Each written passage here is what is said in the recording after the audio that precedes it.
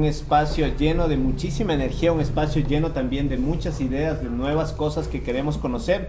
Y tenemos un tema súper importante relacionado al tema político.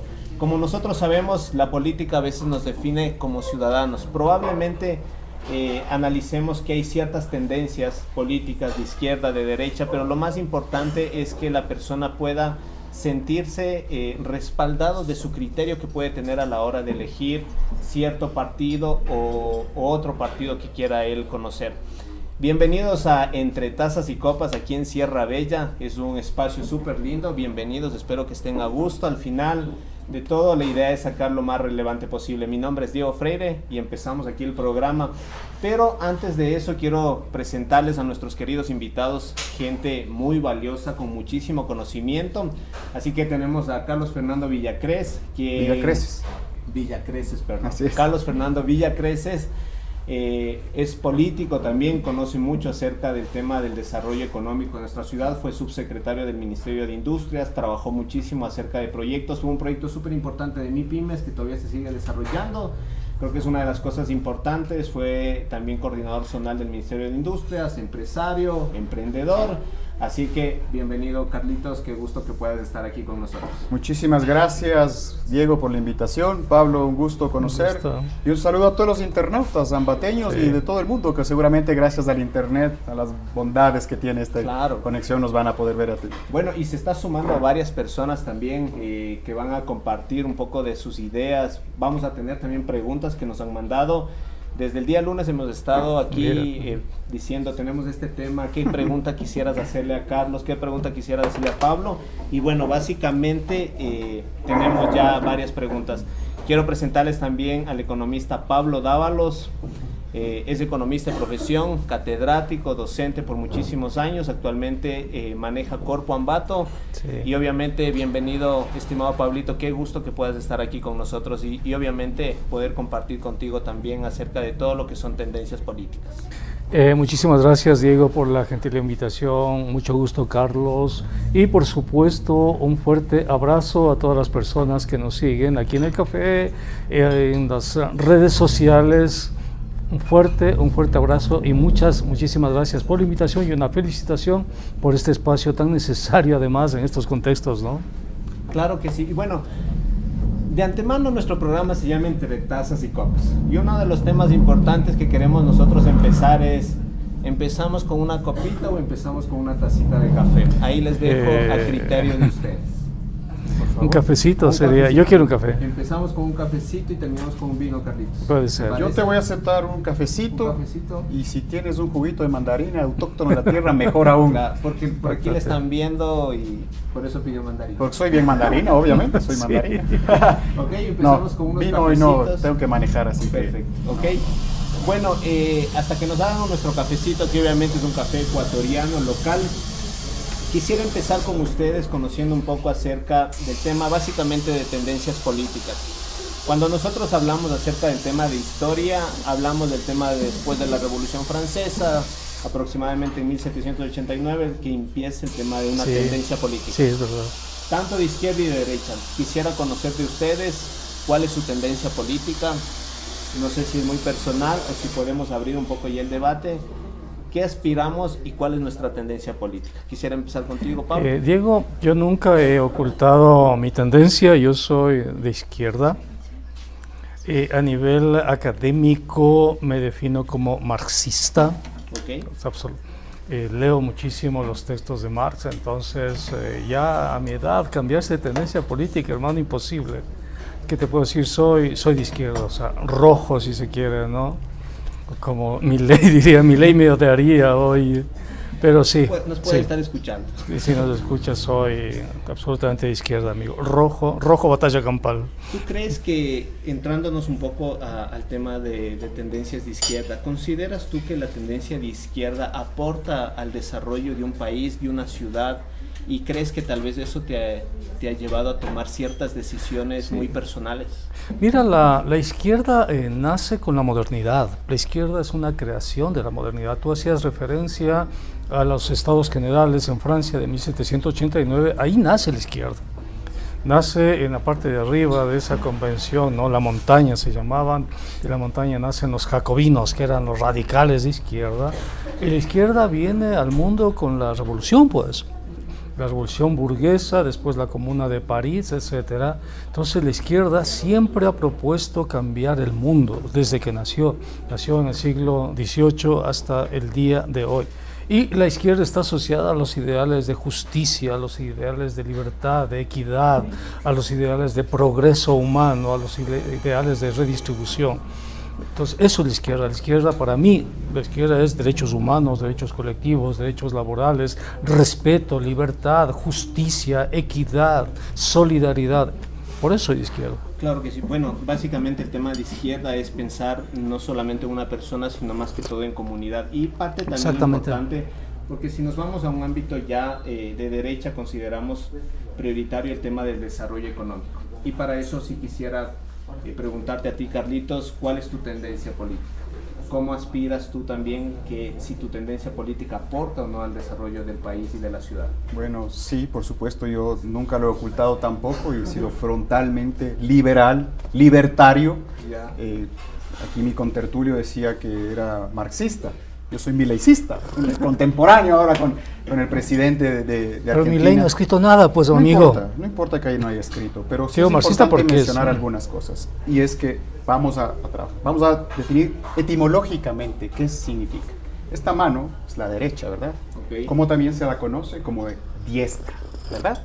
Esta mano de acá es la izquierda, ¿verdad? ¿Cómo se la conoce? Como siniestra. Ahora, ¿qué dice la Real Academia de la Lengua Española? Diestra tiene que ver con qué, con la habilidad, con que es favorable, con que es beneficioso. ¿Qué dice la misma Real Academia de la Lengua sobre lo siniestro? Dice que es malintencionado, que es lo que busca una inclinación hacia lo malo. De hecho, la sabiduría popular, que es nada más que una colección de experiencias, de relatos de varias personas, ¿qué te dice? Tienes que hacer las cosas por la derecha, porque cuando hay alguna estafa, alguna cuestión, dice, has hecho las cosas por la izquierda.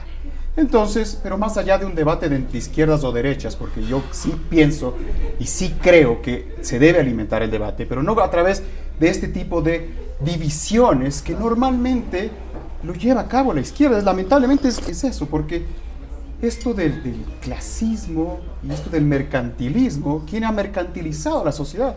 Definitivamente es la izquierda. ¿Por qué? Porque lo que hace es generar una serie de grupos, de grupúsculos, ¿no? Entonces, ¿qué hace? Irnos dividiendo.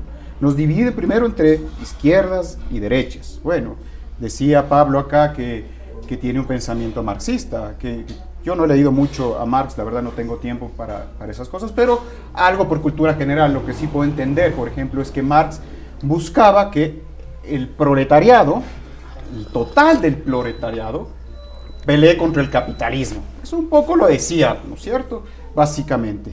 Pero sin embargo, la izquierda hoy no acoge a la totalidad del proletariado, sino que te va dividiendo, ¿no? Te va dividiendo entre izquierda y derecha, ya te van ahí marcando el bueno y el malo. Después te divide entre hombres y mujeres. Y luego dentro de las mujeres también te subdivide entre mujer mestiza, mujer indígena, mujer afro. Y luego vienen las minorías, es decir, va generando un montón de divisiones en la sociedad, que eso lo que hace es bloquea que exista un acuerdo, porque podemos tener divergencias de criterio, pero sin duda alguna. Pero lo que se trata es, sí hemos de tener pues, algo en común, ¿no es cierto? Y hoy creo que el Ecuador, sobre todo, y Latinoamérica, necesita 1 o 2 temas en común. Lo demás, listo, después lo sacamos del aire. Pero pongámonos de acuerdo, confluyamos en 1 o 2 puntos, porque no podemos seguir con esa división y seguir dividiendo a la sociedad como se lo ha dividido hasta ahora. Es solamente una explicación. Claro que sí, Pablo. No, nunca en los textos de Marx, y créeme que he leído bastante de Marx, nunca Marx habla de que el proletariado pelee. Se llama lucha de clases. Y la lucha de clases no es una categoría creada por Marx, la creó David Ricardo, ¿no?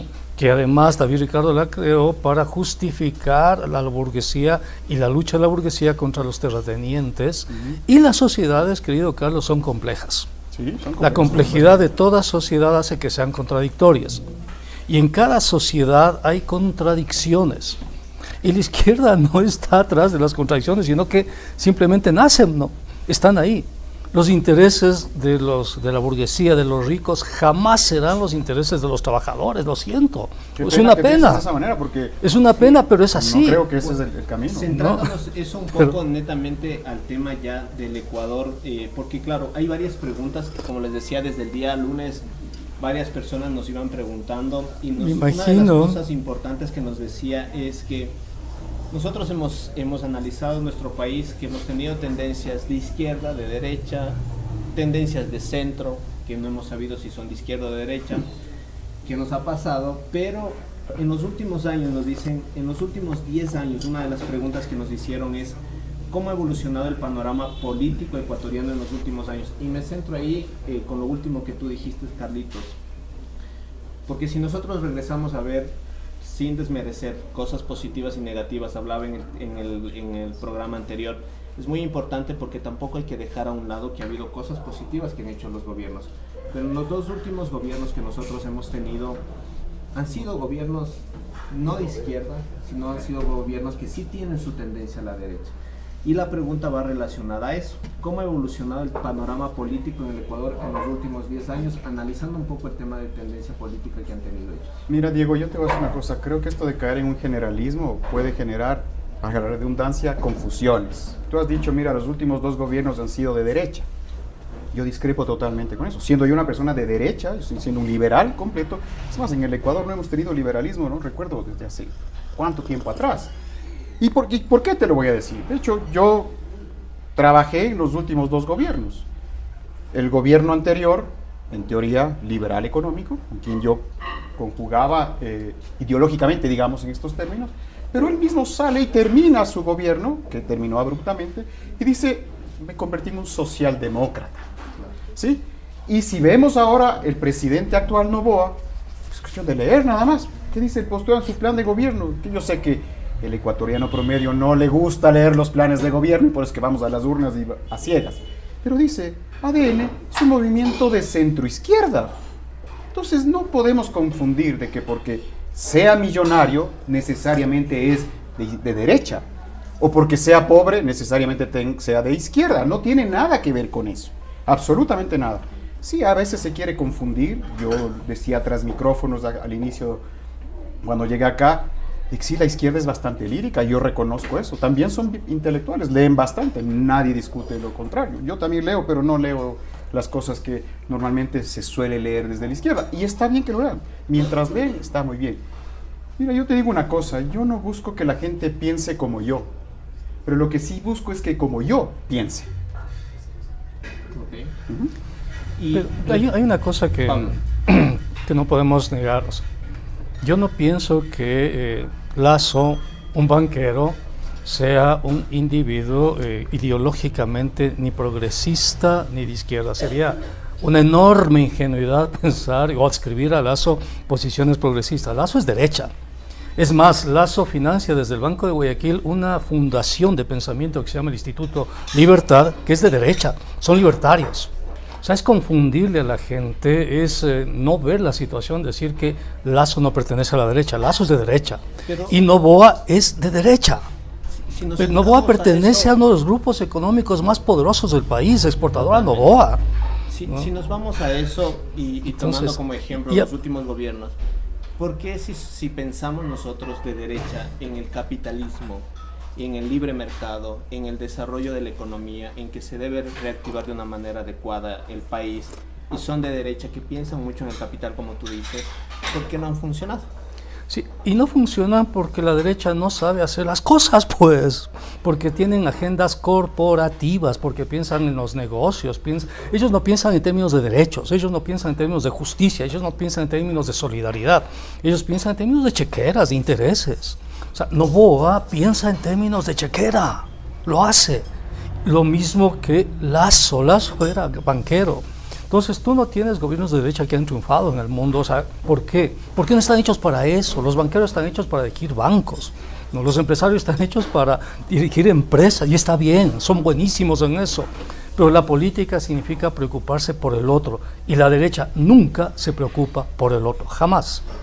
Claro que sí. Bueno, y aquí adentrándonos un poco al tema de izquierda, nosotros pasamos muchísimo tiempo, varios años, con un movimiento político que todo el mundo sabe, y se suponía que era un movimiento político de izquierda totalmente, que apoyaba el tema de la sociedad, no del individuo, sino de la sociedad. Es verdad.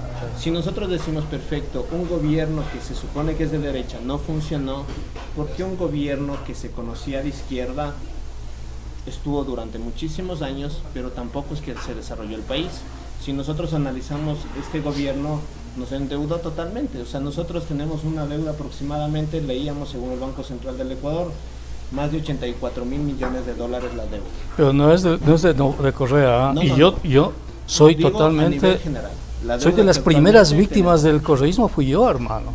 Pero, yo denuncié al correísmo, escribí un libro contra el correísmo. Pero si decimos que es un gobierno de izquierda, porque nos vamos es un gobierno más keynesiano, diría yo. No hay que confundirse. Es un gobierno al estilo keynesiano que hizo mucho gasto público, muy corrupto además, para consolidar sus posiciones hegemónicas. Entonces, eso hizo el correísmo. Entonces, claro, por eso nunca perdía las elecciones, pues, porque puso el Estado a trabajar en función del partido. Pero eso no es la izquierda, amigo. La izquierda es respeto a los derechos humanos, persiguió a los indígenas, porque eso le daba votos, pues. Claro, como ahora ponerse de derecha te da votos. Nos vamos a ese punto. El tema de lo que dice Claro. Pablo. Si pensamos de izquierda o de derecha, ¿nos da votos, nos desfavorece? ¿Cómo ves tú el tema político desde este lado? Porque Pablo dice, claro, si yo me centro más de izquierda, probablemente tenga más votación. Yo te digo una cosa, Diego, así como hay politiqueros que dicen que no son políticos, habemos políticos que no necesariamente queremos o tenemos participación electoral. Por lo tanto, Claro. por eso no tengo pelos en la lengua y puedo decir lo que sea, porque Claro. no me tengo que cuidar por los votos. Haciendo un poquito de remembranza sobre lo que ha dicho Pablo, sí me preocupa un poco de que se quiera etiquetar la ideología conforme el monto o el saldo que yo tenga en mi cuenta corriente. Es decir, si es que soy rico, soy de derecha, si es que soy pobre, soy de izquierda. Eso no tiene nada que ver para empezar por ese lado. Ahora, yo decía hace un momento, en algo nos debemos de poder poner de acuerdo, ¿verdad? Pablo y yo, con dos ideologías completamente diferentes, ya concordamos en algo, en que el correísmo fue corrupto. Eso es lo que yo le denomino la izquierda criminal. No toda la izquierda es igual, porque a mí no me gusta generalizar. Hay esa izquierda criminal, como lo que representa el correísmo, y creo que eso, salvo pocas personas que todavía siguen un tanto enamoradas del correísmo, se dan cuenta que, bueno, yo te diría que es alrededor del 23-25%. Sí, ahora vamos a hablar del tema electoral seguramente, pero lo que pasa es que ese crecimiento del correísmo, aparente crecimiento, se da también porque ya hay un rechazo hacia Noboa como tal.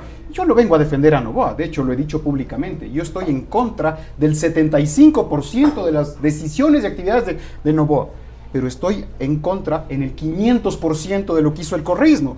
Por lo tanto, ya está definido por eliminación simple, regla de 3, ¿por quién voy a votar? Con vergüenza lo digo, sí, porque me toca votar por alguien de centro izquierda, como él mismo lo dice. Pero no te confundas, amigo, Noboa no es centro es un tipo izquierda, de derecha, no, es Noboa derecha, un tipo amigo. Liberal. Es más libertario que tú, hermano. Noboa no cree en la libertad individual, pero yo no vengo aquí ni a atacar a Noboa, ni a defender a Lazo, ni a defender a Noboa. Ellos que se defiendan solitos. Sí, yo no pertenezco a ningún movimiento político, pero sí también me preocupa algo que decía Pablo hace un momento. La derecha no cree en la justicia social. La derecha no se preocupa por el prójimo, ¿verdad? Bueno, te puedo asegurar y notarizado, Pablo, aquí, que a través de una de las organizaciones que yo pertenezco, sin fines de lucro, he hecho muchísimo más por el sector indígena, campesino y rural que lo que tú has hecho. Que eres de izquierda, amigo, en el fondo eres de izquierda. Soy libertario. Es que estás trabajando por el pueblo, eres de izquierda. Por ejemplo, agua potable a más de 3.000 personas. Y eres de Hemos izquierda, dado entonces. atención médica gratuita a personas de escasos recursos. Eso es ser de izquierda. A más de 30.000 personas. Diego, y a eso más es ser de de 3.000 izquierda. cirugías gratuitas. Yo no soy de izquierda. Yo Pero tu repugno la praxis sí, izquierda. pues, amigo. O sea, estás Entonces, haciendo para solidaridad. que lo que no soy es dogmático, mi querido Pero Pablo. sí, no es estás- dogmático. Yo sí creo en la justicia social, pero la verdadera justicia social, no la lírica. Porque mira, tú me hablas de derechos humanos y no es un tema de ataque personal, pero hay un derecho humano que es la libre movilización a través del país. Y tú fuiste una de las personas que asesoraste para que se bloquee las carreteras. Y además, ¿cuál es el resultado de las bloqueos de carreteras? No pasaban medicinas, no pasaban alimentos. ¿Y qué significa? ¿Cuánta gente murió por eso? O sea, según tú, en la Revolución Francesa se afectaron los derechos humanos. A mí no me interesan sí, pero el 10 de agosto de 1809 se afectaron los derechos humanos. Cada vez que hay el 24 de mayo se afectaron los derechos humanos. Cuando hay una muerte violenta a un ser humano, ¿se está afectando o no se está afectando? El 24 de mayo también, hermano. El 10 de agosto también. Mira, la corona española les acusó a los próceres de la independencia de subversivos y de haber violado las leyes. Exactamente lo mismo que tú haces. Yo he violado las leyes. Claro. Nos acusa, no, que ¿cuál he violado? No, entiende lo que te dije. Una copa de vino porque tengo que conducir. Dime entiende lo que te digo. Entiende lo que te digo. Es el problema. Estás acusando de haber violado, dije. Tú estás acusando de haber violado las leyes, como hizo la corona española con los próceres. Claro, mira, es decir, todas las personas que se van contra el orden instituido, todas las personas son inmediatamente acusadas de delincuentes, terroristas y demás, bombardeadas, torturadas, pisoteadas. Eso pasa siempre. Claro que sí. Y bueno, para ir un poco ahondándonos un poco más en el tema, claro, nosotros pasamos, justo como Carlos, el tema de un paro que hubo que fue súper fuerte. Según las estimaciones, varias personas que habían estudiado sobre este tema, el paro que fue en el 2019 tuvo grandes pérdidas económicas. ¿Cuánto pagas de gasolina? ¿Cuánto pagas ahorita de gasolina? Nos vamos a conocer eso, pero...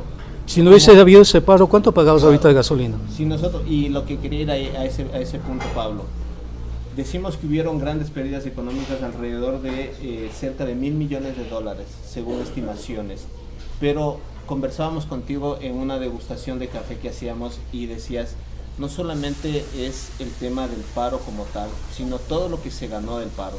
Si nos vamos a este paro que probablemente... Eso sí me interesa conocer, por ejemplo, ¿qué fue lo que se ganó? Mira, tú estás ganando. ¿Cuánto tanqueas tu auto? ¿Cuánto tanqueas tu auto? Un poco para ir conociendo y ya no hay subsidio, ¿de qué me están hablando? Entrar al tema. Nosotros decimos que hubieron...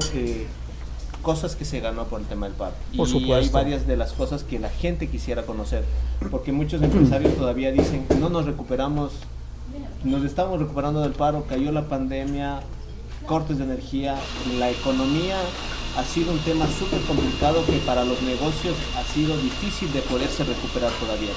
Pero tú me decías ese día, hubo grandes cosas que sí pudimos nosotros ganar.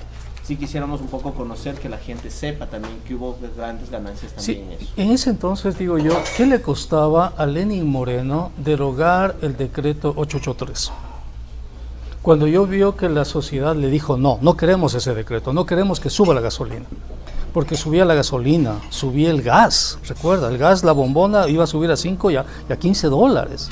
¿No? Imagínate lo que eso habría significado para los más pobres, pagar una gasolina de ¿cuánto? $5 o $6, una bombona de $15. No habrían este momento almuerzos de $2.50, $3.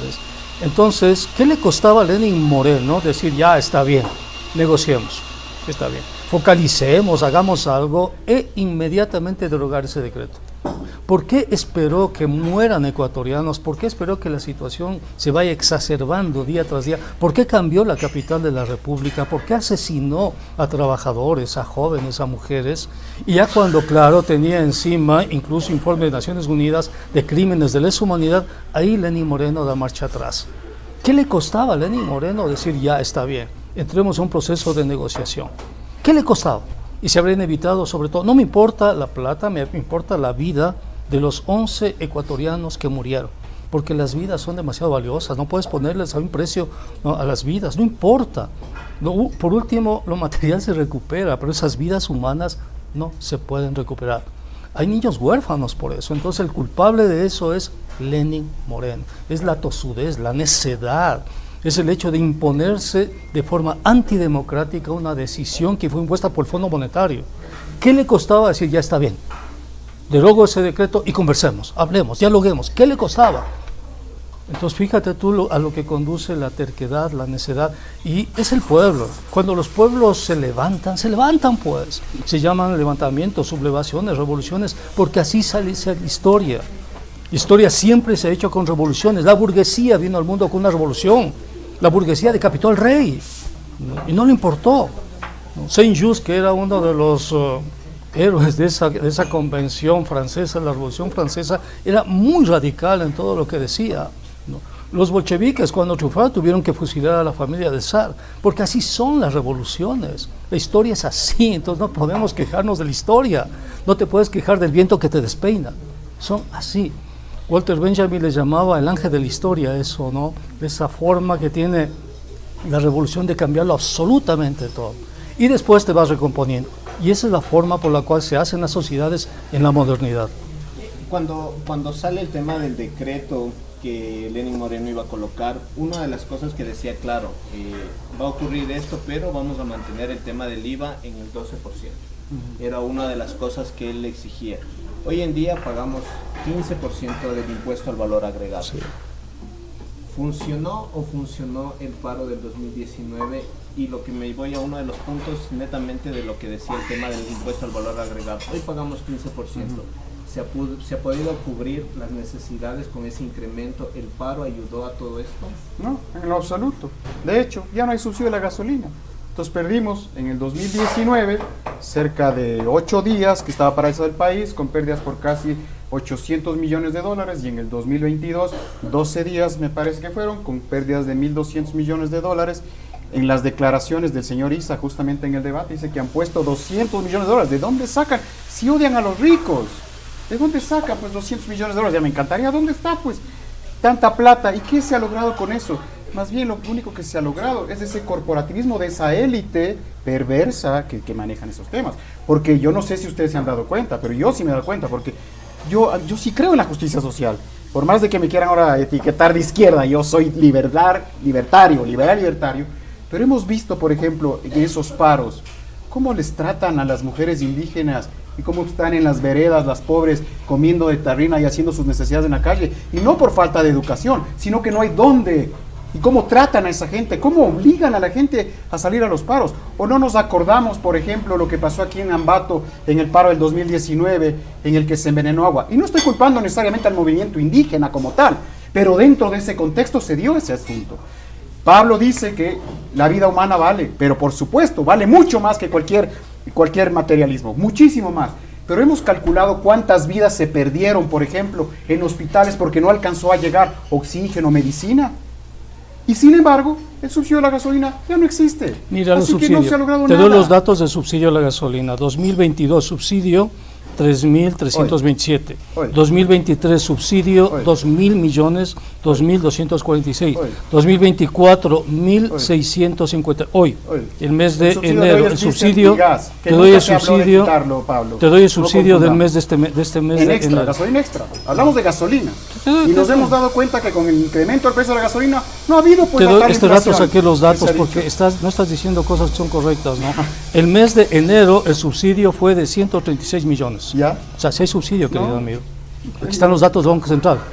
No, señor. Yo hablo con datos, soy economista. Yo sé que es economista. Lo otro es hablar Los ideológicamente, economistas- y hablar ideológicamente puedo lo que decir pasa es que cualquier cosa. Hablo desde la coherencia, uno tiene que Entonces, hablar con coherencia. yo te doy Porque, datos, por ejemplo, hay subsidio. no hay subsidio. Pero te estoy dando los datos, Febrero, amigo. Nulo el subsidio, febrero. Niegas Febrero este subsidio dato. cero. 136 gasolina, millones. gasolina extra, que fue clarísimo el decreto de Moreno, que tampoco estoy aquí para Y a defender los a datos Moreno. de la gasolina. ¿Quieres te doy tengo aquí todos los datos, amigo. Yo hablo con datos. Bueno, Claro. hasta eso estamos bien. Más cafecito, Pablo, cafecito. Sí. Gasolina 101 millones, hermano. Y en todo caso, Sí tengo los vamos datos. a, el supuesto no No consentido sabes, del sí. tema del subsidio. ¿Por qué razón tendrían que pagarme el subsidio a ti que tienes un trabajo, a ti que tienes un trabajo, a mí que tengo un trabajo, cuando sí somos parte de una élite solamente por el hecho Porque del trabajo? tenemos que porque 7 de cada 10 ecuatorianos no tienen empleo en Porque este país. tenemos que sostener los precios relativos, ¿Qué amigo. precio relativo, señor? ¿Qué inflación ha habido? ¿Ha subido la gasolina desde el 2022? ¿Que hicieron el paro y desde el 2019 hicieron el paro? Sí, ha subido la gasolina. ¿Ha habido inflación? Pero por favor, Pablo, no. Mira, dices que hablas con datos. Ya. Por favor, no nos engañemos a la gente. ¿Dónde está la inflación? ¿Dónde han encarecido los alimentos? No hay tal, por favor. Lo que no hay es empleo. No hay Sí, empleo bueno, vamos a también. entrar todavía a materia ya de conocer ciertas cosas de empleo, aspectos económicos también. Pero una de las preguntas que nos mandan uno de nuestros invitados que están aquí, bueno, y queremos agradecer a todas las personas que nos están acompañando aquí en Sierra Bella, espero que esto también alimente mucho el tema del sí. debate, de conocer ciertas tendencias y más que todo es estar preparados para el futuro que se viene en nuestro país. Una de las preguntas que nos dicen, bueno, que nos lanzan aquí es básicamente lo siguiente. Y bueno, quisiera ir contigo, Pablo. La izquierda y la derecha son categorías arcaicas antes de la caída del muro del Berlín. Entonces, ¿por qué no hablar de Estado? ¿Por qué no hablar de progresismo? ¿Y por qué no conocer nuevos conceptos modernos que la gente quiere escuchar? Porque si nosotros nos vamos, hablaba el tema del programa anterior, a la persona de a pie, ¿sí? Que no quiere saber de izquierda, no quiere saber de derecha, no quiere saber de centro. La gente de a pie quiere trabajo, quiere seguridad, quiere cosas diferentes, no quiere escuchar soy de izquierda, soy de derecha. La gente quiere mejorar el tema económico. Entonces, ¿por qué no hablar de esos temas también que pueden aportar muchísimo a nuestro país? Porque somos sociedades modernas. En las sociedades modernas hay un sistema político y el sistema político está definido, está compuesto por, si tú quieres, electores y por partidos políticos que se definen ideológicamente. Y los partidos se definen ideológicamente de conformidad con criterios modernos. ¿Y cuáles son esos criterios modernos que emergen en la Revolución Francesa de 1789? Como tú bien lo indicaste, son criterios que tienen que ver con respecto justamente a la propiedad, al trabajo, a los derechos, y por eso se dividen en izquierda y en derecha. La izquierda siempre, desde que nació, ha estado asociada a los trabajadores, a los pobres, siempre. La derecha ha estado asociada al poder, el poder eclesiástico, el poder militar, el poder político, el poder empresarial, siempre. Entonces, como somos sociedades modernas, no podemos salir de ese clivaje, tendríamos que abandonar la modernidad, si tú quieres, para abandonar ese clivaje, ¿no? Entonces, tenemos una ley, un código de la democracia que codifica, que establece, que regula el funcionamiento de la democracia. Tenemos elecciones, ¿no? Los ciudadanos votan en esas elecciones y votan por ideologías. El ciudadano puede decir no soy de izquierda, no soy de derecha, pero cuando vota, ejerce ya una ideología. Entonces lo importante sería que vote conociendo qué es lo uno y conociendo qué es lo otro. Y no diga que no le interesa la política, porque en la modernidad todos, sin excepción, somos políticos. Eso significa ser moderno, ¿no? Entonces todos hacemos político porque la trama del Estado nos otorga la ciudadanía que es política, pues la ciudadanía significa un conjunto de derechos y una posición de ciudadanos frente al Estado, ¿no?, que se define desde la política. Entonces es imposible salir de eso. Claro, y yo partía el programa diciendo que la política nos define como ciudadanos. Y aquí concuerdo contigo, Pablo, porque una de las cosas importantes es, claro, al final yo voy y doy mi voto o mi voto de confianza o porque creo en un político, porque realmente sigue ciertas tendencias. Y relacionado a eso nuevamente, Carlitos, con el tema de la pregunta que nos lanzan. Todo esto ha sido ya a veces obsoleto. ¿Por qué no podemos nosotros hablar ya de nuevas cosas, del estado de progresismo, de nuevos conceptos para aportar al desarrollo de nuestro país?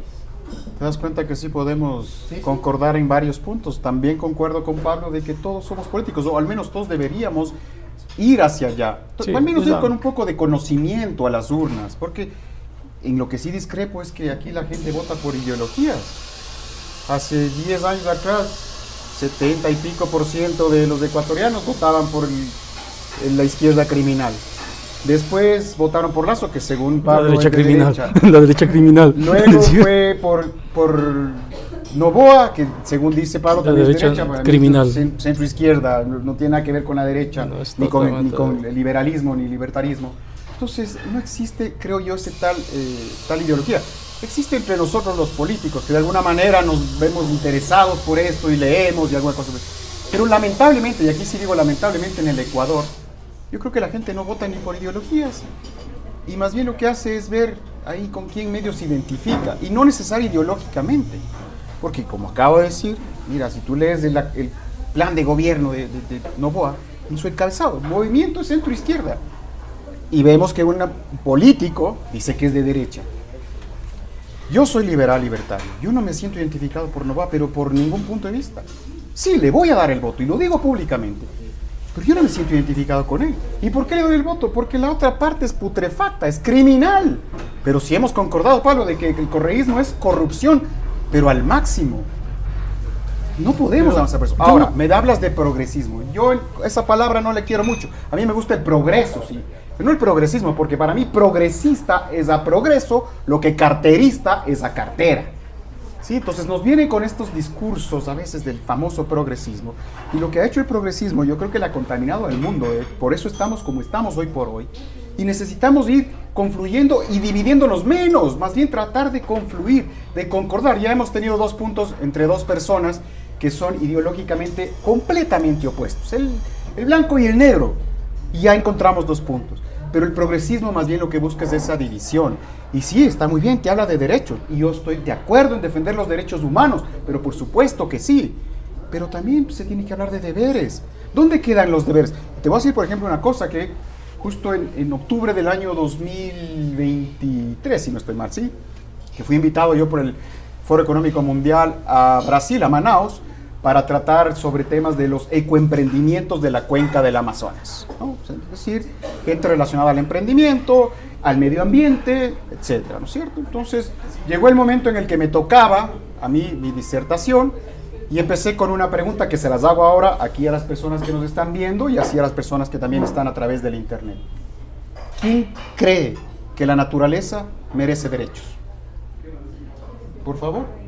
¿Alguien aquí cree que la naturaleza merece derechos? No, ya está en la ¿Alguien cree que la naturaleza merece derechos? No, señores, no se le puede entregar derechos a quien no tiene deberes. Lo que sí cabe es nuestro deber como seres humanos de cuidar la naturaleza si yo quiero tener un aire puro, un agua limpia, etcétera, etcétera. Pero normalmente el progresismo te habla de derechos, derechos, derechos, derechos y nada de deberes. Y entonces, inclusive veamos lo que se está en la Constitución, amigo, lee la Constitución. La Constitución habla de los deberes. La Constitución. Por favor, Pablo, o sea, no confundas a la gente. No estoy confundiendo a la gente. Claro, ya hay los derechos a la naturaleza. En este país, poco o nada se respeta la ley.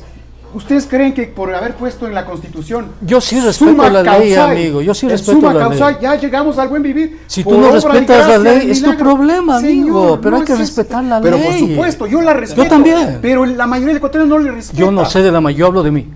Yo la respeto. Entonces, ¿te gusta el individualismo? La libertad si la Constitución dice, si la Constitución habla de derechos de la naturaleza, no manipules, amigo, no manipules. Ese es el derecho. No manipules, amigo. Bueno, una de las cosas que quisiera preguntarles aquí en este medio ya del programa es que si estamos de acuerdo es que el café está bueno.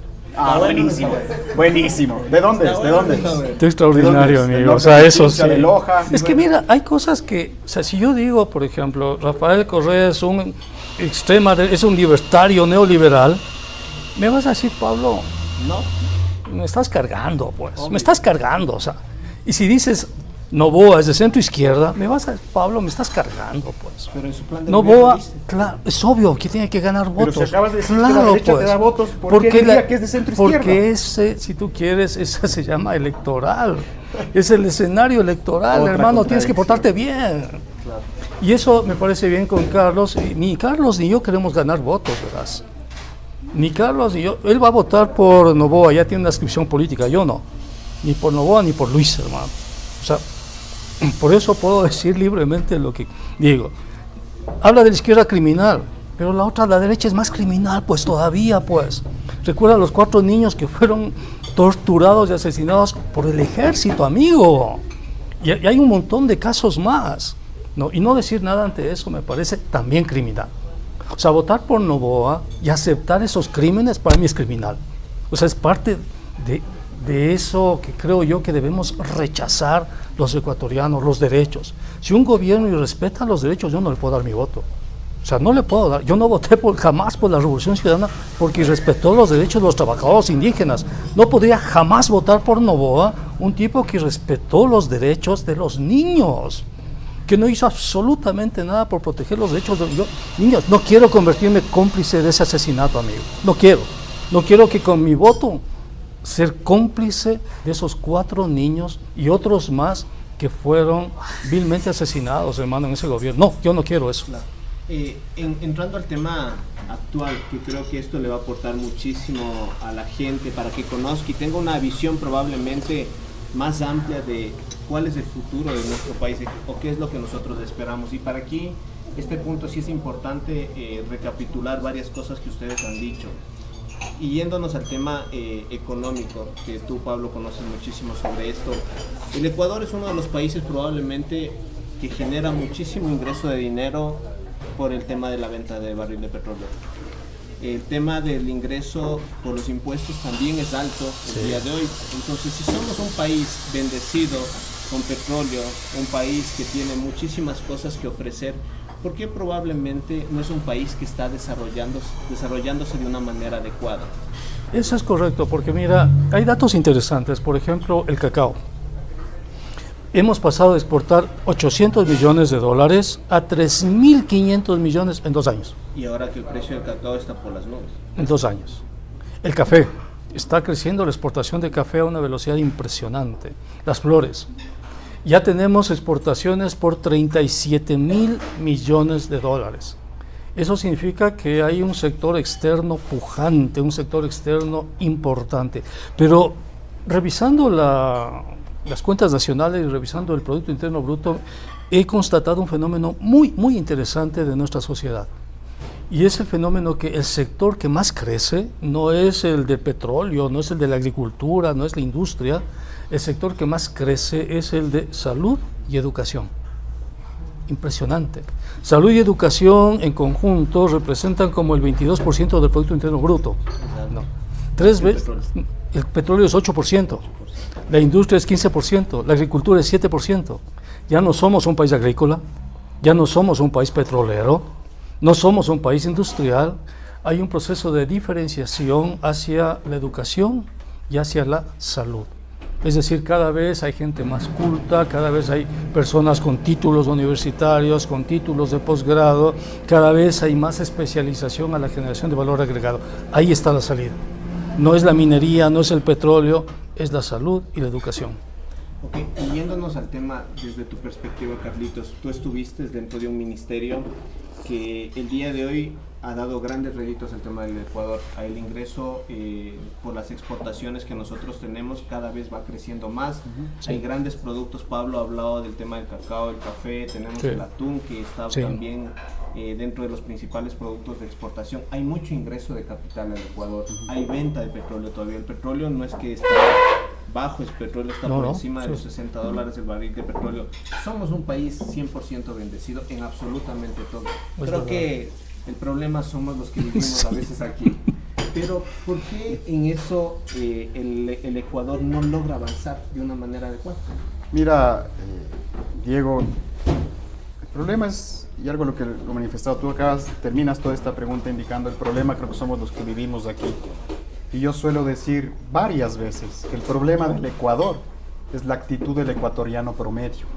Lamentablemente, de los 18 millones de habitantes, yo calculo a ojo de buen cubero, porque ahí sí no tengo datos, pero calculo que serán entre unos 14, 15 millones de habitantes con cédula, como lo denominaba el gran Pancho Huerta, que lamentablemente falleció.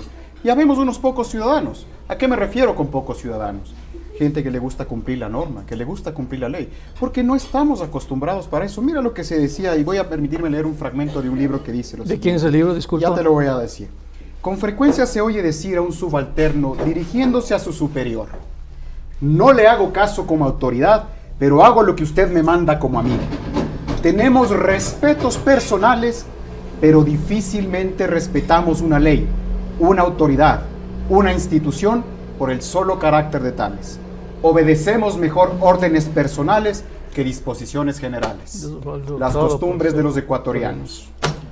Yo sé que le tienen antipatía al No, me gusta mucho el poder político. Ese es un libro excelente de Osvaldo Hurtado. Cuando no analiza el sistema Hacienda, por ejemplo, en el poder político. ¿Y sabe qué me da pena, Pablo? ¿Sabes qué me da pena? Lo he leído bastante. Que de este libro, desde el momento, porque lo que hace este libro es recopilar simplemente relatos de extranjeros que vinieron al Ecuador. No es que es el pensamiento de Osvaldo Hurtado, sino relatos que vinieron extranjeros, y hay algunas cosas que, por ejemplo, salen acá.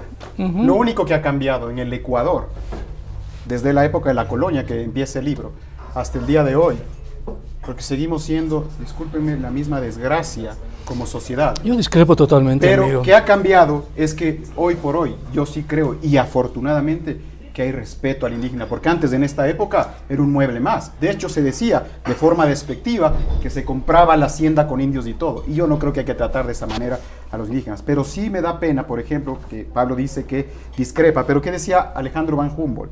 Es un país donde se evita todo lo que significa esfuerzo. De hecho, al día de hoy, según Latino Barómetro, son cifras actuales, el Latino Barómetro, el último de las condiciones que se les da en una encuesta que se ha hecho en el Ecuador, que los padres dicen, ¿qué es lo que inculcas a tus hijos?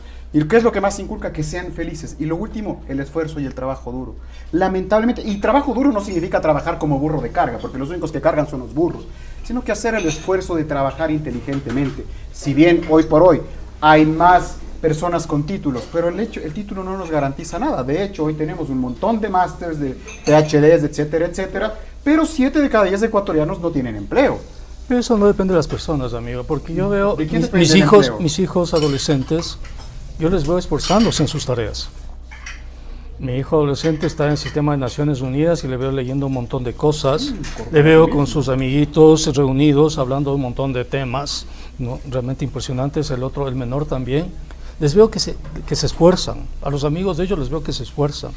En la oficina en la que estoy veo que la gente se esfuerza, la gente trabaja. Si le dices a la gente mañana a las 5 de la mañana, a las 5 están ahí. Si le dices hay que hacer esto, la gente hace eso. Es decir, el ecuatoriano es emprendedor, el ecuatoriano es trabajador. El ecuatoriano, si tiene que ponerse el país al hombro, se lo pone al hombro. O sea, denigrar al ecuatoriano no me parece bien. Realmente ahí sí discrepo totalmente, porque yo estoy orgullosísimo de ser ecuatoriano. Yo estudié en Europa, hermano. O sea, yo hice mis doctorados en Europa, ¿no? Sentí lo que es ser latino en Europa, y te puedo decir, los latinos en ese sentido sabemos lo que significa tener una familia, cuidar una familia, a diferencia de los europeos, los anglos. Nosotros tenemos un sentido de pertenencia familiar y de comunidad potente, y hemos cambiado este país, hemos cambiado, y ahora estoy en una ciudad donde la alcaldesa es indígena, es mujer, y es indígena, y es madre. ¿Te das cuenta? Y ahora hay un enorme rechazo de un montón de sectores justo por eso, porque es indígena y es madre. Hace 50 años pensar que en Ambato hay una mujer indígena dirigiendo la ciudad habría sido imposible. Claro.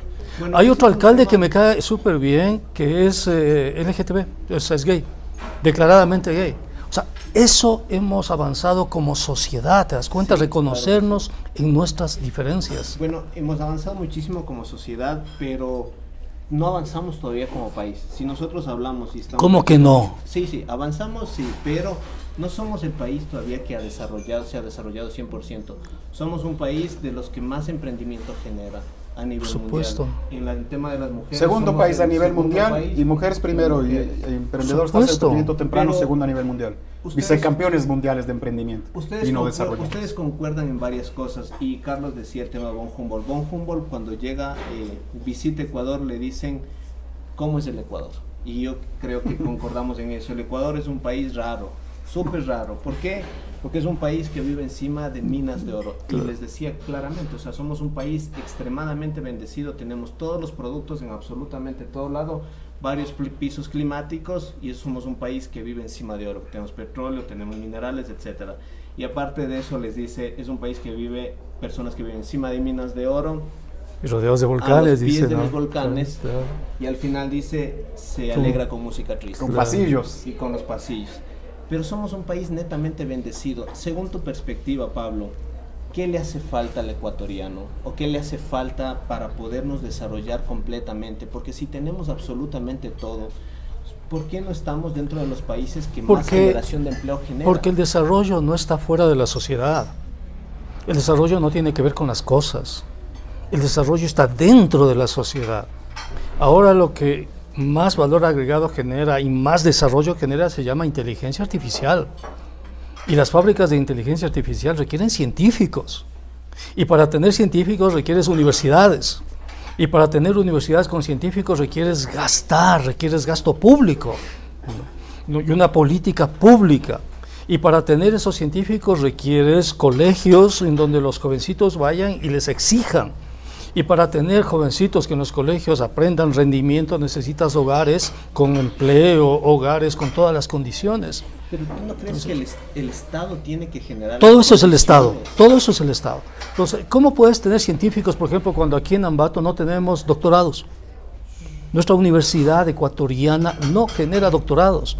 ¿Dónde quieres tener científicos? Cuando yo hice mi doctorado, los doctorantes eran, si tú quieres, los privilegiados del sistema. Te voy a contar una anécdota. Cuando yo vine de Francia, tenía sobreequipaje.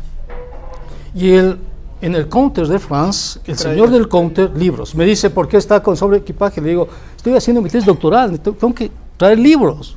Y me dice, no hay problema. Me pasó y no me cobró el sobreequipaje, y era bastante. Porque en todas las casas que yo iba con mis amigos en Francia, todas tenían bibliotecas, todas. Yo hacía cola en la biblioteca para pagar los libros. Iba, compraba y habían 6, 8, 10 personas para comprar. Todo el mundo leía. Es una sociedad donde todo el mundo lee, ¿no? Porque se fomenta eso. Porque la meritocracia con respecto a las universidades, los doctorantes aquí, está estructurada de tal manera donde lo más importante es la inteligencia social. Entonces, claro, Ciencias.po, por ejemplo, ¿no? Entrar a Ciencias.po, que es ciencias políticas, era lo más top de lo top, si tú quieres, ¿no? Aquí sociología es lo último. O sea, entras a sociología y, como decía Félix Cordero, sociólogos vagos, claro. Pero allá no, pues, porque allá, o sea, los técnicos del Estado, desde presidentes, ministros, diplomáticos, pasan por algo que se llama la ENA, la Escuela Nacional de la Administración, que es dificilísimo entrar ahí. Y aquí no tenemos nada de eso. ¿Por qué? Porque tenemos una visión errada del Estado. El Estado tiene que hacer algo parecido a la ENA, el Estado tiene que financiar esos doctorados, hermano, no el sector privado, porque son científicos, pues, están pensando en ideas que de pronto todavía no se van a cumplir. Ahí está el valor agregado, no está en el petróleo, no está en las flores, no está en camarón, está en el cerebro humano, hermano. Y para eso se necesitan condiciones. Según tu perspectiva, Carlitos, si hablamos y recapitulamos el tema de Pablo, que dice que muchísimo está en el tema de las personas como tal, que debemos prepararnos de una manera adecuada, que el Estado tiene que generar las condiciones, y concuerdo plenamente que el Estado tiene que dar las condiciones, no regalar. Creo que es muy diferente el tema de regalar, sino generar las condiciones para podernos desarrollar como sociedad, como ciudad, como país, etcétera. Según tu perspectiva, ¿qué le hace falta al Estado para generar las condiciones para podernos nosotros desarrollar? Te voy a contestar la pregunta, pero antes quisiera hacer hincapié en lo que decía Pablo, que no denigremos al ecuatoriano. Yo no estoy denigrando, pero sí voy a leer un párrafo que dice acá. Los mejores patriotas de un pueblo han sido siempre aquellos hombres que han reconocido y aquilatado con sinceridad sus costumbres, sobre todo en lo malo, para remediarlas y mejorarlas del modo más apropiado. Pablo ha dicho de que el valor agregado en la economía actual del Ecuador es la educación, y al mismo tiempo se contradice diciendo que la educación acá no es buena, y concuerdo con eso. También soy un catedrático, y he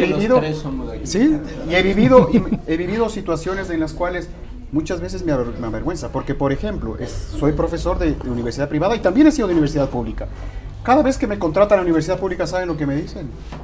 Mientras usted cumpla las 8 horas, es lo que usted quiera, señor. Sí, ese es un problema. Entonces, ¿de qué hablamos? Ahora, eso no significa de que el Estado tenga que salirse. De hecho, mi ideología es tanto mercado como sea posible, tanto Estado como sea necesario. Eso no significa grande, sino robusto. Debemos tener instituciones sólidas, fuertes, institucionalidad que no tenemos en el país. Y la política pública, y esto era una máxima que yo decía cada vez que cuando era funcionario público, la política pública no puede ni debe ser hecha por el burócrata de turno tras del escritorio. Tiene que ser hecho confluido con la sociedad. ¿Con quién? Con el actor privado, con las organizaciones de apoyo, con el sector público como tal. Mira tú que cuando estuvimos en el ministerio y precisamente después del paro se implementó como política pública algo que se llamaban las mesas productivas, que no nos las inventamos nosotros. Esta era una metodología que venía desde el Banco Interamericano de Desarrollo, que en Perú la implementaron como mesas ejecutivas, y que me encanta el nombre que le pusieron en Costa Rica. Te dejamos trabajar. Es que el Estado lo que tiene que hacer es regular, sí, regular y controlar, pero no asfixiar. Tú eres un emprendedor, ¿verdad? Y aquí tenemos un exalcalde. Y tenemos empresarios. Y tenemos empresarios, por supuesto que sí. ¿Cuántos permisos hay que sacar para poder emprender en este país? ¿Por qué? Porque no tenemos confianza, porque siempre queremos tener algún regulador que esté ahí pensando. Mira que, y ahora me acabo de enterar que soy científico, porque de hecho yo me dedico a la inteligencia artificial. Y solo déjame ahí corregirte una cosita, Pablo. La inteligencia artificial no es la que crea el desarrollo. El criterio le mata a la herramienta. La inteligencia artificial, sí, por supuesto, es una gran herramienta que tiene que ser complemento de las actividades humanas, porque los robots hay dos cosas que no pueden hacer: pensar y sentir. La inteligencia artificial no es nada más que un modelo matemático, estadístico, probabilístico que me va a dar la mejor respuesta. Pero dejando eso un poquito de lado, lo que tenemos que hacer, y tú me dices, ¿por qué no avanzamos?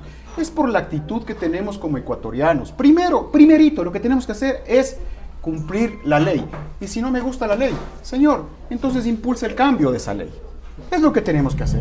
Y además, me encanta que Pablo, ya va, es el tercer punto que vamos a concordar, que habla de meritocracia, pero por supuesto, tenemos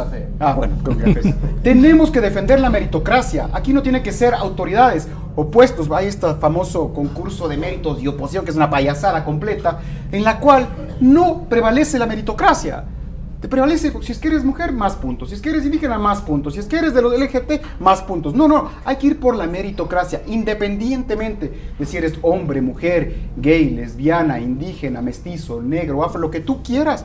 Lo que debe prevalecer es la meritocracia, ¿sí? Ese es el valor del ser humano. Uno tiene que valorar al ser humano y respetar al ser humano por el solo hecho que es ser humano, no porque sea hombre, mujer o de cualquiera de las minorías. Claro que sí.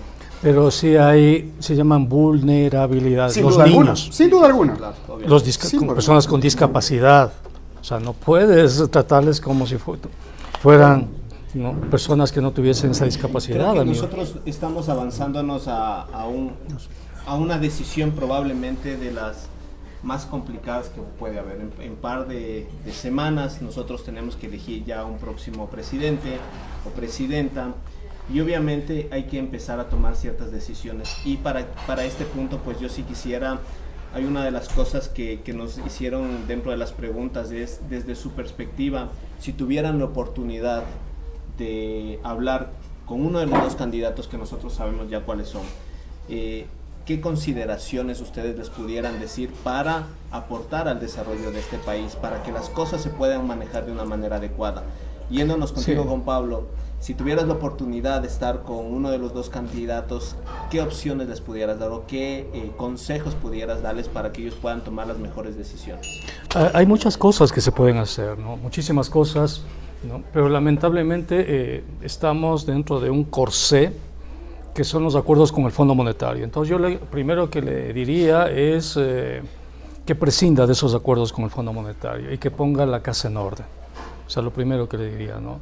Y una vez que ponga la casa en orden, porque si no pones la casa en orden, o sea, el desorden que vivimos va a seguir. Te pongo un ejemplo, ¿no?, de lo que yo quiero decir. La Constitución establece que los gobiernos autónomos descentralizados no son, como su nombre lo indica, autónomos y tienen autonomía financiera, administrativa y política. Eso dice la Constitución, el artículo 238 de la Constitución. Pero hay una reforma legal que la impulsó Lenín Moreno, que le niega esa capacidad de autonomía y les pone techos de gasto de manera, si tú quieres, absolutamente arbitraria a los GAD, ¿no? Y eso hace que los GAD, ante esos techos de gasto, tengan que reinventarse. Y hay otra cosa muy interesante, y es cómo te afectan el derecho constitucional a la presunción de inocencia. De acuerdo a la Constitución y tratados internacionales, tú eres inocente hasta que se demuestre lo contrario con sentencia de un juez. Pero de acuerdo a las leyes que se aplicaron últimamente, tú eres culpable. Hay una cosa que se llama el informe de pertinencia y favorabilidad emitido por la Contraloría para todos los contratos públicos. Ese informe indica que tú no eres inocente, que tú eres culpable. Porque eres culpable tienes que emitir ese informe. Entonces, cosas como estas dañan, si tú quieres, la arquitectura institucional que se construyó en el país, alteran. Por ejemplo, hay una cosa que se llama la regla de respaldo, ¿no?, que vincula el balance del Banco Central con las reservas internacionales y que ha provocado un hueco, en este momento, como de 30.000 millones de dólares. Es una locura eso, ¿no? Entonces, lo primero que le diría es, pon en orden la casa, ¿no? Acomoda nuevamente las leyes en función de lo que dice la Constitución. Si la Constitución dice que los GAT son autónomos, pues entonces devuélveles la autonomía a los GAT. Si la Constitución dice que el Banco Central no puede ser independiente, entonces que el banco, quítale la independencia al Banco Central, porque eso dice la Constitución. Por último, si quieres que el Banco Central sea independiente, entonces haz una reforma constitucional, pues, para que el Banco Central sea independiente. Si la Constitución dice que tienes el derecho a ser declarado inocente, entonces elimine el informe de pertinencia de Contraloría, ¿no? Ese tipo de cosas le diría, si tuviera la posibilidad de estar, que ponga la casa en orden, ¿no? Claro. Y una vez puesta la casa en orden, de todo ese desorden, de ese, si tú quieres, es impresionante cómo hay una mezcolanza institucional y demás, ahí que empiece a resolver problemas de acuerdo a lo que dice la ley. Lo que le diría es, cumple con la ley. Cumple con la ley. Si la ley te dice que hay que distribuir 21% de los ingresos permanentes a los GAT, distribuye pues. ¿Por qué no distribuyes los 3 puntos porcentuales que incrementaste el IVA y no les das esos 3 puntos a los GAT? ¿Por qué? Claro, estamos hasta endeudados internamente. Claro, ¿por qué no les das? Fíjate, subieron el de 12 al 15% y esos 3 puntos porcentuales no entran en la distribución a los GAT. Entonces, si la ley dice que tienes que distribuir el 10% de ingresos no permanentes, entonces distribuye pues. Entonces, cumple con la ley, eso le diría. Si la ley dice que para concesionar un campo petrolero necesitas informes, pues prepara los informes pues. No entregues nada a dedo, porque eso le pertenece a los ecuatorianos, no seas corrupto, ¿no? Eso le diría, cumple con la ley. Bueno, una de las cosas que dice Pablo es el tema del cumplimiento de la ley, y otra de las cosas también es poner las finanzas en orden. Creo que en este punto la mesa no está servida, como dijeron en algún momento, sí. Que la mesa está servida, está listito. Aquí tampoco. Aquí solo hay no, aquí sí. Aquí solo hay café, ideas y libros. Nuevamente, Carlitos, en el caso tuyo, si tú tuvieras la oportunidad, desde tu perspectiva, tu análisis de lo que tú aspiras como ciudadano, ¿qué pudieras decirle a nuestros próximos candidatos que están optando por un curul dentro de la presidencia? Bueno, ya no son próximos, ya son candidatos, ¿no? Son candidatos. De hecho, concordaría en la parte conceptual de lo que dice Pablo, que es cumplir con la ley, porque en este país no se cumple la ley desde el primer funcionario del Estado, que es el presidente, que hemos visto que se ha pasado las leyes por donde ha querido, hasta el ciudadano. Entonces, se hace un caso laxo de la norma en este país en términos generales. Ya lo decía Pablo hace un momento, que cumpla con la ley. Pero el cumplir con la ley o el ser un buen ciudadano no se responde solamente con cumplir con la ley, hay que hacerlo. Pero también hay que honrar los compromisos, pues Pablo, ya si nos fuimos a endeudar, hay que ser lo suficientemente honesto y tener sangre en la cara. Si bueno, aquí se le lanza un montón de lodo al FMI, yo no sé si son buenos o malos, yo no tengo idea. Yo sí sé, amigo, yo confío en mí. Acabo de escribir un libro sobre eso. Lo que sí sé, por ejemplo, es son de última. Cada vez, pero más son canallas, hermano, son canallas, peor que los chulqueros. No, peor. Perdón, discúlpame. Imagínate el peor de los chulqueros, ese es el Fondo Monetario, es el peor. Discúlpame. Y te lo digo con conocimiento de causa. Acabo de escribir un libro de más de 500 páginas sobre el Fondo Monetario. Nada. Lo que sí estoy para y te lo voy apenas es que te lo voy a dar, cumplir con los compromisos. Se tiene que cumplir con los compromisos. Estoy de acuerdo que se tiene que cumplir con la ley, pero sí, por supuesto es parte de... Pero que el Fondo Monetario respete la ley, pues. Aquí comentarles alguna situación. Cuando estaba en el Ministerio de Producción, ¿qué nos decían los inversionistas? Tanto locales como internacionales. Nos decían, miren señores, ustedes en el Ecuador tienen serios problemas de seguridad ciudadana. Pero eso no nos asusta tanto. Mira, Colombia, México tienen problemas similares, inclusive peores que los de ustedes en términos de ciudadana. El problema que tenemos con el Ecuador es que no hay seguridad jurídica, porque aquí nadie cumple la ley. Bueno, no generalicemos porque no me gusta, pero claro, apenas la minoría cumple la ley. Gusta de cumplir la norma, gusta de cumplir la ley. Yo sé que es feo, pero es que es la única forma de convivencia social, de que existan ciertas reglas, un marco regulatorio en el cual podamos convivir, sobre todo con el respeto. Tiene que existir respeto, eso es lo que te marca la norma. Y es lo que le diría a cualquiera de los dos candidatos, que, by the way, hablando aquí en términos anglosajones, ninguno de los dos ha respetado. De hecho, el correísmo se pasaba las normas y las leyes como le daba la gana. Y en el país se ha dicho eso. De hecho, mira, de acuerdo a la misma encuesta de Latino Barómetro, 54% de los ecuatorianos dicen que estarían de acuerdo con un gobierno dictatorial mientras cambien las leyes. Pero, ¿cómo puede ser posible? Si no hay respeto a la norma, si no hay democracia, ¿cómo vamos a tener desarrollo? Hablaban acerca aquí de que somos un país bendecido. Yo le llamo la maldición de la abundancia. Alberto Acosta, sí. Sí, exactamente, que en alguna ocasión, conversando con él, también me quiso etiquetar de izquierdista, como me lo ha hecho el Pablo. Le digo, no te equivoques, Alberto, yo no tengo nada que ver con la izquierda. Lo que sí, soy cordial con la izquierda, pero también le digo las cosas cuando yo no veo que haya coherencia en esos discursos. Pero no dices completo, hermano. A la izquierda le criticas, pero con la derecha eres muy connivente. No. O sea, matan niños y dicen no importa. Yo no he dicho no importa. Pues. ¿Me escuchaste decir eso? Has dicho izquierda criminal, pero nunca dijiste derecha criminal. Izquierda es poner nunca dijiste derecha criminal. ¿Por qué no dices derecha criminal? Porque no voy a centro izquierda. ¿Cómo le voy a decir derecha criminal? Lo que te dije, me estás cargando. Me estás cargando. Pero si pues claro, o sea, no te puedo creer. Pues. Pero ustedes no están. No te puedo creer. No puedo creer que seas tan ingenuo. Pero si ADN se autodetermina como centro izquierda, ¿qué debo decir yo? Decir estoy en contra tuyo. No puede ser posible. Se dan cuenta de las incoherencias de sus postulados. Y Milei, hermano, es comunista, pues. Claro, sí, pues. Bueno, la idea de esto es que la gente pueda conocer, ¿no?, ciertos criterios y más. Pero hay que ser mínimamente serios, hermanos, sí, de verdad. La idea es aportar para que la gente pueda tener una mejor opción de votación, que conozca muchas cosas más. Nos íbamos al tema de lo que hablábamos, decía Pablo, el tema de estar de acuerdo, no estar de acuerdo, sino obviamente analizar bien los acuerdos que nosotros tenemos con el Fondo Monetario Internacional. Y uno de los datos probablemente más complicados que nosotros tenemos es: generamos riqueza. La gente, Carlos dice, aportar al tema de que la gente cumpla. Hay el tema del impuesto que nosotros pagamos, cada vez hay mayor recaudación en todo esto. Entonces, si el Ecuador genera muchísima riqueza, el Ecuador cumple con los parámetros internacionales, Fondo Monetario Internacional, Banco Mundial, porque por eso estamos recibiendo también dinero, ¿por qué nos seguimos endeudando en nuestro país? Y quisiera recapitular ahí con Carlos. ¿Por qué consideras tú que nos seguimos endeudando como país, a pesar de que generamos riqueza, hay ingreso por todo lado? ¿Por qué tenemos todavía una deuda totalmente impagable? Hay un análisis que hace el Banco Central del Ecuador que por cada ciudadano debemos alrededor de más de casi $5,000. 6.000 ya casi. Casi $6,000 por cada ecuatoriano. ¿Por qué nos seguimos endeudando? Porque se despilfarra, se hace mal uso de los recursos públicos. No, sí, es evidente eso, es clarísimo. Entre esos los subsidios a los combustibles. Si en lugar de subsidiarme la gasolina, que yo tengo un trabajo, que Pablo tiene un trabajo, que tú tienes un trabajo, ese subsidio se destinaría para atender justamente a las poblaciones vulnerables, otro gallo nos cantara. Pero aquí en este país se despilfarra y además se llevan en corrupción, pero un montón. ¡Un montón!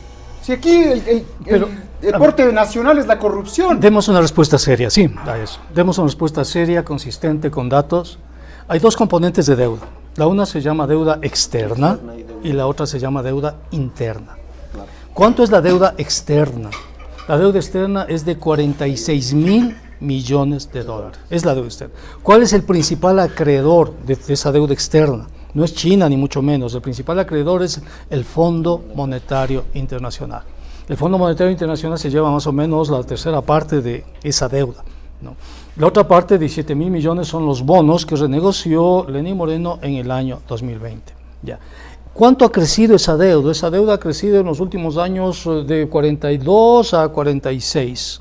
¿No? Es decir, esa deuda no ha crecido mucho. La otra, la que ha crecido, es la deuda interna. Y dentro de la deuda interna hay una deuda que se llaman los convenios de liquidez.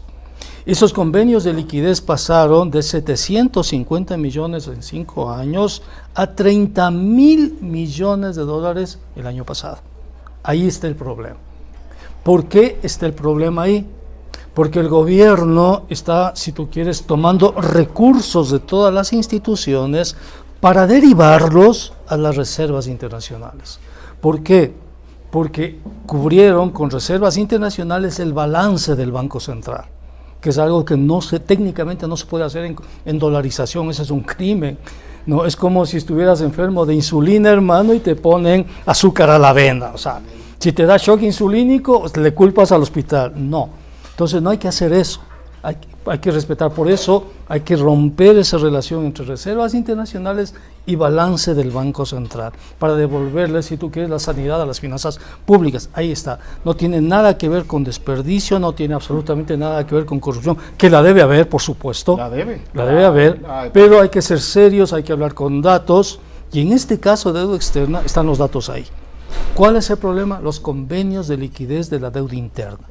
Lo del Fondo Monetario, ¿por qué llama la atención del Fondo Monetario? Porque la Constitución prohíbe deuda externa para gasto corriente. Está prohibido eso. La ley prohíbe, el Código Orgánico de Planificación prohíbe en el artículo 104 y en 97 contratar deuda para gasto corriente. Y resulta que el Fondo Monetario te presta para gasto corriente. Entonces, por eso te decía, hay que respetar la ley. Si hay una institución que te presta para gasto corriente y la ley te dice que no debas contratar esa deuda, no la contratas, pues. ¿Qué te dice la Constitución? Solo contrata deuda para gasto de inversión. El artículo 303 el 290 y el 303 de la Constitución. Entonces, con esos datos, ¿qué tienes que hacer? Poner en orden, pues. No puedes contratar deuda para gasto corriente, no hay cómo. Y los que contrataron esa deuda deberían ser observados por Contraloría y por Fiscalía. Si tuviéramos Contraloría y Fiscalía, por supuesto, pero no la tenemos. La tenemos probablemente. No, son alfiles del poder. Se la quisieron bajar, sí, pero no la lograron. Pero yo tengo ahí una cierta confusión, porque las cifras no me están cuadrando, y ahí tal vez Pablo conoce más porque dice que es economista. Sí. Pero habla de que la deuda interna es de cerca de 30 mil millones de dólares. No, la deuda interna, la diferencia entre 46 mil y 84 mil. Es decir, ¿cuánto? Es alrededor de unos, sí, más o menos. 54 mil millones de dólares. Alrededor de unos 42 más o menos. No tiene nada que ver. La Reserva Internacional, el último dato. El tema que se estaba cogiendo los recursos para alimentar la Reserva Internacional. Porque está vinculada al balance del Banco Central. ¿Y quién fue el culpable de que se vincule eso? Lenny Moreno. No, fue Correa. No. Darle papelitos al Banco Central. Artículo 33. No, eso es otra historia. La expansión del balance la hizo la Reserva Federal en la crisis de 2008 para no emitir dinero. Hermano, es cuestión de revisar los internet nada más. No. Apropiarse los recursos. Cuando tú expandes el balance, con el mismo plan, cuando tú expandes el balance, evitas la emisión primaria de dinero. Que por cierto hay un tema. Y eso la hizo la Reserva Federal. El tema de la autonomía de los gobiernos autónomos descentralizados, lo cual yo estoy completamente de acuerdo. Entonces deberíamos defender de que no se topen esas reservas internacionales. No, estás equivocado. La plata de los GAD está en el balance del Banco Central. No confundas el balance del Banco Central con la Reserva Internacional. Son cosas diferentes. ¿Cuál es, según tú, la Reserva Internacional? ¿De qué está compuesta? Verás, en el balance del Banco Central tú tienes el encaje, tú tienes los ahorros de por ejemplo, de los GAD, etcétera, ¿no? En las reservas tú tienes las posiciones de pago que tienes que hacer a las instancias internacionales. Correcto. Entonces, del balance van a las reservas y de las reservas pagas. ¿Cuántos son las reservas? No. Entonces, en este momento están 6 mil millones más o menos. ¿Pero y dónde están los 54 millones? Es que ahí es donde no me cuadra. ¿Por qué? Porque es un agujero negro, porque estás cubriendo posiciones de balance con una cuenta que no pertenece al balance. Entonces estamos poniendo en riesgo la famosa dolarización. Exactamente. Correcto. Exactamente. Yo creo que... ¿Y quién lo hizo? Lenny Moreno. Correa. No, verás, Lenny Moreno lo hizo en la Ley de Defensa de la Dolarización. En la Ley de Defensa alteraron el artículo 33 del Código Orgánico Monetario que vincula, lo que te digo, ¿no?, el balance del Banco Central con reservas internacionales. Antes de eso no había eso. Entonces, el que hizo eso se llama Lenny Moreno. La ley se llama Concordamos que Defensa de la Dolarización. En este país. ¿Cómo? ¿Por qué tiene que desaparecer? Que no tiene ninguna función. ¿Cómo que no tiene ninguna? No. Verás, ¿cómo controlas M2? Puedes hacer ¿Cómo controlas el multiplicador monetario? ¿Cómo controlas el encaje bancario? Con el sistema panameño, por ejemplo. Sí tiene el Banco Central. Por supuesto. Un papel importante. Lo que no hace es emisión. Exactamente. Pero por supuesto hace política monetaria. Un gran riesgo para la organización. Sí, también. Yo creo que más aún con la responsabilidad de cómo se manejan. Yo creo que hay un tema súper importante que todavía va a quedar ahí de poderlo tratar más, de seguir analizando varias cosas, Creo yo que este es el primer paso que nosotros hemos dado. Creo que necesitamos más programas para ir conociendo más acerca de estas perspectivas también económicas. En un próximo programa podemos debatir más cosas relacionadas al tema económico, podemos hablar de los ecuadólares, de todas estas cosas. Me encantaría. que son a veces complicadas para la gente, pero la idea es que puedan seguir conociendo. Ya en la parte final, porque ya me dijeron que nos estamos pasando ya con el pasando la raya. Estaba muy lindo. Pasando la raya, muy pero chévere. espero que esto les haya gustado a la gente, que la gente conozca también. A ver, Carlos, tienes que leer, hermano. Todo eso. Yo escribo libros, Carlos, es Para que ir- te voy a... Te puedo... Claro, por favor.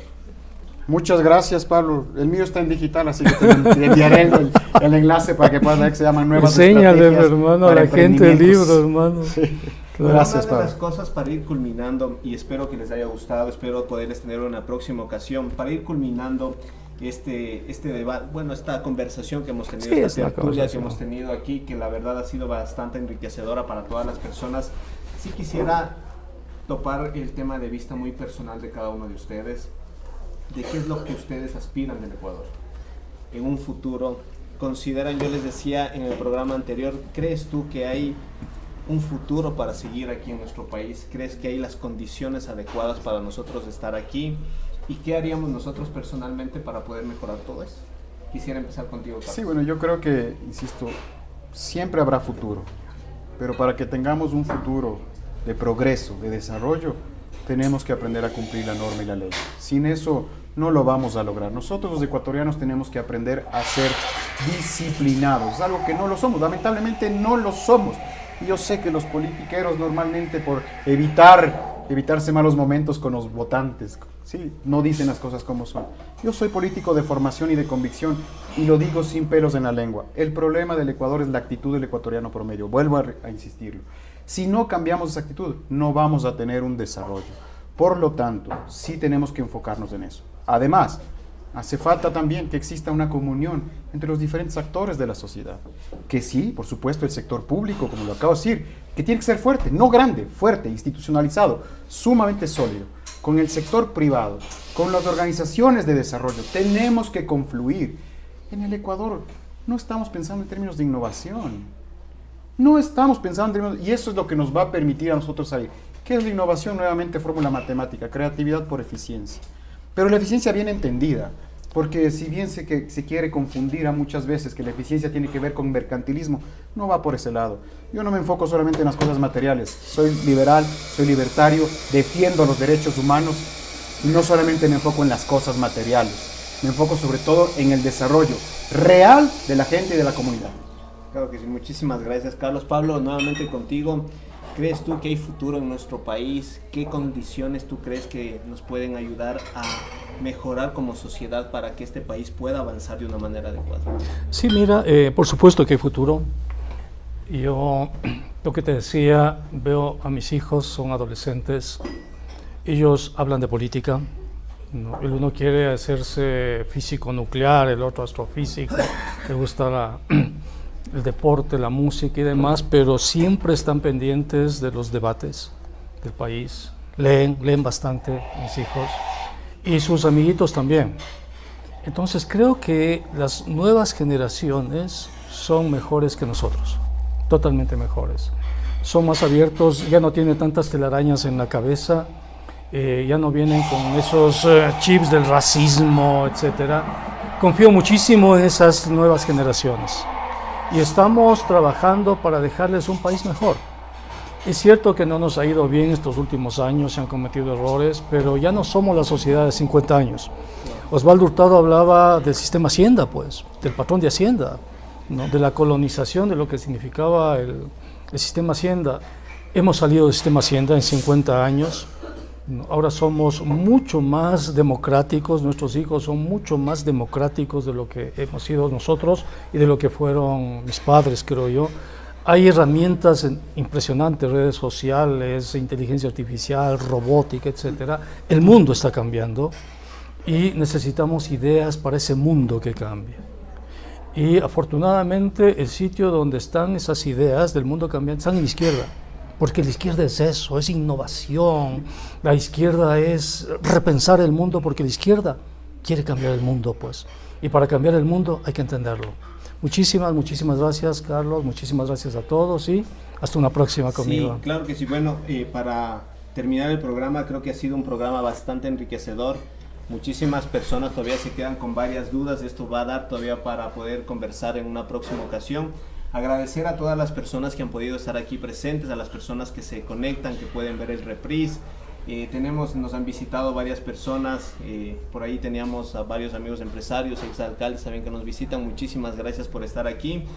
La idea de esta mesa es poder debatir, analizar varias cosas, analizar puntos de vista probablemente que pueden ser distintos, sí. Pero una de las cosas importantes, y concordamos con los dos, es que depende mucho de la persona.